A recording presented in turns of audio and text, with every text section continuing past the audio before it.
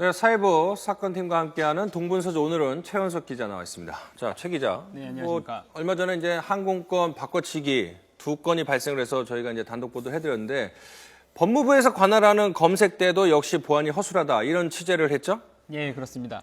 이번에는 말하자면 사실상의 공항의 국경이 뚫린 건데요. 법무부에서 출국 심사를 하는 과정에서 다른 사람의 여권을 갖고 있었던 한 중국인 관광객이 그대로 제지를 받지 않고 통과를 했었던 사실이 확인이 된 겁니다. 예. 앞서 있었던 이제 두 가지 사례는 보안구역 안에서 승객들끼리 탑승권을 교환을 하는 상황이었죠. 근데 이번 같은 경우에는 그런 보안 검색 바로 이전 단계인 출국 심사 과정, 출국 심사 과정에서 그대로 여권을 확인을 얼굴과 제대로 하지 않은 부분이 문제가 된 겁니다. 말하자면 그 구멍 뚫린 부분에 대해서는 조금 더 심각한 상황이라고 할 수 지금 있겠습니다. 이제 화면에서 보시는 것도 있지만 우리가 이제 공항에서 비행기를 타기 위해서는 비행기 티켓과 여권을 이렇게 보여줘서 들어가고 그다음에 수색, 검색을 당하고 그러고 들어가지 않습니까? 예. 그 과정에서 전혀 발견하지 못했다는 얘기인가요? 예, 사실상 이 세 단계로 이루어지는 과정 중에서 네. 실제로 이 여권과 얼굴을 확인하는 대조 과정은 그 보안 말하자면 이 법무부의 출국 심사 과정에서 이루어지는데요. 예. 처음에 이제 출국장 들어가실 때 이제 확인을 하시는 부분이 이제 탑승권과 여권 부분인데 예. 사실상 이쪽의 주 업무는 해당 여권에 예약 정보가 있는지만 확인을 하기 때문에 예. 이 탑승 정보는 제대로 확인을 하지 않습니다. 그래서 보안 검색을 지난 이후에 이제 출국 심사대에서 그 부분을 정확하게 확인을 하는데 말하자면 이번 법무부에서 심사관들이 시인을 했지만 이 해당 중국인이 이 여권의 소지자와 동일한 인물인지를 정확하게 확인을 하지 않고 그대로 들여보냈었던 겁니다.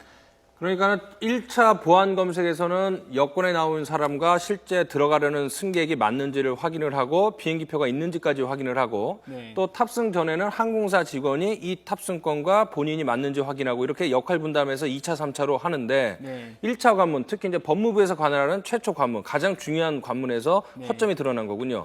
그러니까 조금 정리하자고 하면 이제 1, 2, 3차로 나눴을 때 이게 좀 보기에 따라 좀 문제는 있겠습니다. 저희가 보통 1차라고 하면 승객의 입장에서 봤을 때 1차는 첫 번째 줄 서서 들어가는 출국장 입구에서 서서 여권을 보여주는 부분이 있습니다. 그렇죠.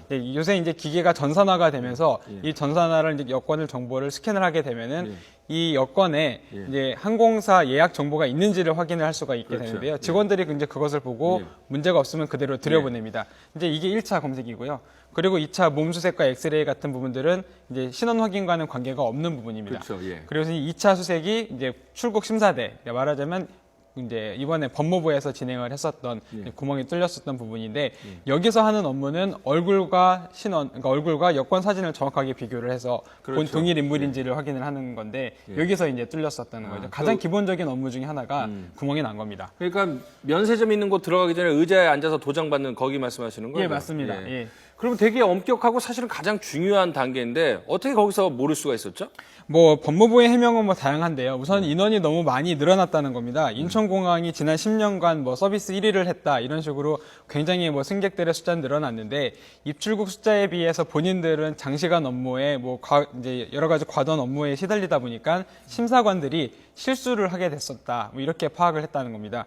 뭐 이날 뭐 이번 문제가 있었던 사람 같은 경우에는 14시간 근무를 한 끝에 마지막에 거의 퇴근할 때쯤에 이런 문제가 있어서 굉장히 뭐 죄송스럽게 생각을 하고 잘못을 시인했다고 이야기를 하는데요. 네. 이 부분에 대해서는 법무부의 해명을 저희가 모두 받아들이는 상황은 아닙니다. 왜냐하면 조금 더 취재할 부분이 뭐 이렇더라도 이런 사례가 그러면 더 없었는지를 이제 통계를 낸 적도 없었고요. 뭐 그것이 있었는지 없었는지를 확신을 하지도 못하는 그런 상황이었기 때문에 추가적으로 이 부분 좀 취재가 조금 더 필요한 부분입니다. 자, 그러면 지난번 대한항공 사건 때는 캐나다로 무비자로 입국하려고 우리나라 사람의 탑승권을 바꿔친 거 아닙니까? 예. 이번에는 왜 바꿔치기 이렇게 한 거죠?